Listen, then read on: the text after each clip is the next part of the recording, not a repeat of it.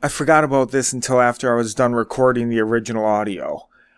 Just as a warning to everybody who's on the fence of getting this game, there is a black screen issue with the game currently, and it does take up 65 gigs of space, I believe. I'm not sure if it's just a preload that required it, but there was a 120 gig requirement on your drive to install the game. And I do believe Steam was handing out refunds to people who absolutely could not deal with that.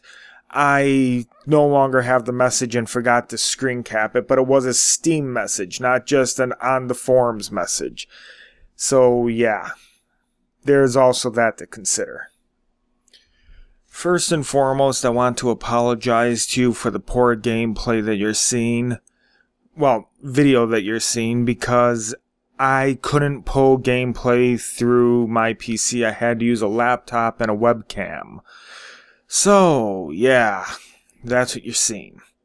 Now, as to how the game performs, I don't think there are major issues, but at the same time, the game appears to be heavily CPU bottlenecked.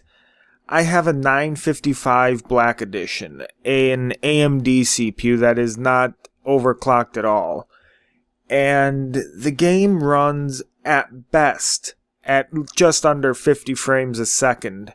Well, not 50, 60 frames a second when I turn everything off to the lowest setting possible. And when I turn everything up to the max, I get between 15 to 30 depending on how many explosions there are. Just because I don't like the huge frame rate variance from I might have 30 frames to I might have 60 frames that nothing would give me, I'm opting to play the game with everything turned up to the maximum just because I can get used to the jerkiness of the gameplay.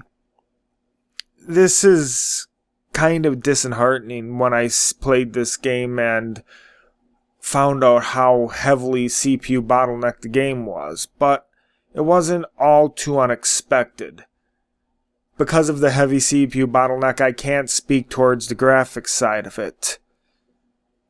Again, I do apologize for how crappy the video looks and that I can't tell you more about the graphics. From what I can see inside the menu, though, they give you a fuck ton of options. So if anyone wants to look at that, you might be able to find what options to turn off or on to help you with GPU problems, as I assume most people are going to be running this on at least an i5. I don't have that, and I don't have the money to just go out and buy one. So, yeah. This is going to be a short video because I couldn't pull any gameplay and just want to get this over with. I'll be back later to see if there's anything that feels really horribly wrong with the game. Outside of frame rate, for me, I don't think there's a problem.